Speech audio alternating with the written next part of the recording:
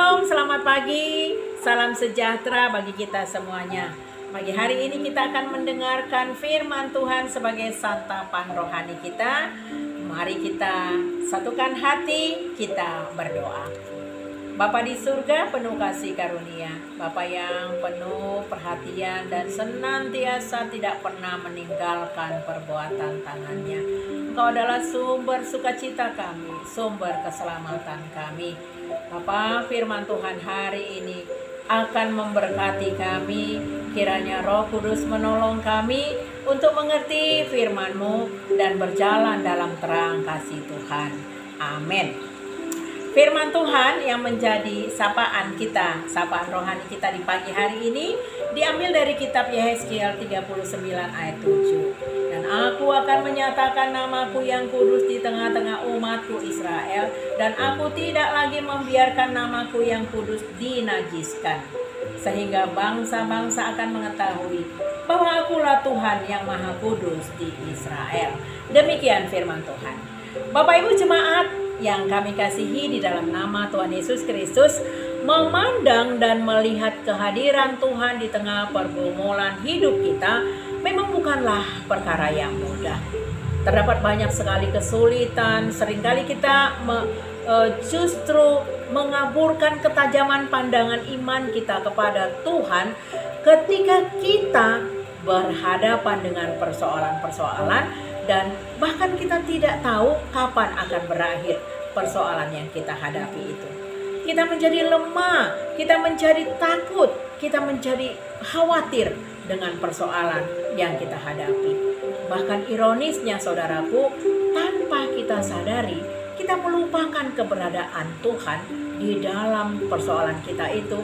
Sehingga ketika persoalan itu dapat kita lalui, kita tidak menyadari bahwa sebenarnya Tuhan sudah menolong kita. Oleh karena itu, inilah yang menjadi salah satu pergumulan yang harus kita sadari, bahwa kita jangan lagi terhanyut dengan persoalan hidup kita. Tetapi justru di dalam persoalan hidup kita itu, mari kita ikut sertakan Tuhan di dalamnya, agar kita bisa menikmati kasih karunia Tuhan yang satu persatu akan menyelesaikan persoalan kita. Kita akan diberikan kekuatan sehingga kita menyadari bahwa persoalan yang kita hadapi kita dapat selesaikan karena campur tangan Tuhan. Bapak Ibu jemaat yang dikasihi Tuhan Yesus Kristus, pengalaman bangsa Israel di tengah pembuangan ini menjadi salah satu kesaksian iman yang perlu terus dimaknai dan dicermati oleh setiap umat Tuhan. Janji pembebasan dan pemulihan yang Tuhan sampaikan melalui nabinya Yehezkiel dalam perikop ini memberikan kepada kita sebuah pembelajaran iman yang praktis untuk kita ingat, untuk kita maknai dan kita lakukan secara khusus pada saat menghadapi pergumulan hidup kita. Zaman dahulu Tuhan bernubuat, Tuhan memberikan peringatan kepada bangsa Israel lewat nabi-nabi pilihannya. Namun pada masa Tuhan Yesus Kristus, Tuhan memberikan kepada kita kekuatan lewat Roh Allah yang kudus yang bersemayam di dalam hati kita, sehingga kita dalam tuntunannya. Dan jangan pernah kita melupakan Roh Kudus yang memberkati kita. Bapak Ibu jemaat yang dikasihi Tuhan Yesus Kristus, bangsa Israel telah membawa mereka kepada kondisi keterhilangan akan wajah Tuhan dan tersiksa yang tidak berkesudahan. Bangsa Israel melupakan Tuhan, namun itu tidak menjadi solusi bagi mereka.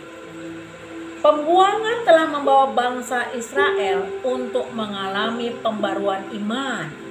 Wajah Tuhan yang tersembunyi memiliki makna rusaknya hubungan antara bangsa Israel dengan Tuhan. Tuhan menjauh, Tuhan membiarkan mereka berjalan sendiri. Namun janji Tuhan akan tetap Tuhan ingat. Ketika mereka sudah tidak berdaya, Tuhan mengingatkan melalui Yehezkiel agar mereka kembali lagi kepada Tuhan. Dan inilah yang dikatakan di dalam firman ini, bahwa aku tidak lagi menyembunyikan wajahku terhadap mereka untuk menunjukkan akan terciptanya kembali pembaruan relasi antara Tuhan dengan bangsa Israel. Sekarang firman Tuhan mengalami perenungan yang sangat luar biasa kepada kita umat manusia. Pertama, kita jangan lagi menjadi orang-orang yang pasif di tengah-tengah pergumulan kita, apalagi bersifat pasrah atau mencoba mencari jalan keluar yang salah dalam menghadapi persoalan hidup. Firman Tuhan hari ini dapat mengantarkan kita kepada sebuah kesadaran. Hanya kehadiran Tuhan yang membawa pemulihan dalam segala aspek kehidupan kita. Karena Tuhan tidak pernah berdiam diri. Dia akan terus memandang kita. Dia akan terus memberkati kita. Oleh karena itu, mari kita berjalan dalam terang Tuhan. Janganlah biarkan pergumulan meruntuhkan kehidupan beriman kita kepada Tuhan. Tetaplah berjalan dalam kebenaran firman Tuhan dan jangan menyerah. Walaupun kita sampai pada saat belum mendapatkan jalan keluar. Kekudusan Tuhan, kemuliaan Tuhan, kekuasaan Tuhan tetap kita aktualisasikan dalam kehidupan keberimanan kita. Untuk itu, tetaplah setia kepada Tuhan. Amin. Terima kasih ya Aba ya Bapa, firman Tuhan menguatkan kami, agar kami Tuhan tetap berjalan dalam terang kasih-Mu.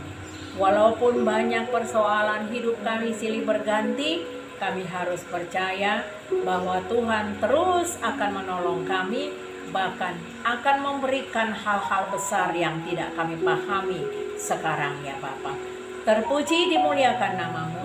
Di dalam nama anak-Mu Tuhan Yesus Kristus kami berdoa. Kasih karunia dari Tuhan Yesus Kristus dan kasih dari Allah Bapa dan persekutuan dari Roh Kudus kiranya memberkati kita sekalian. Amin.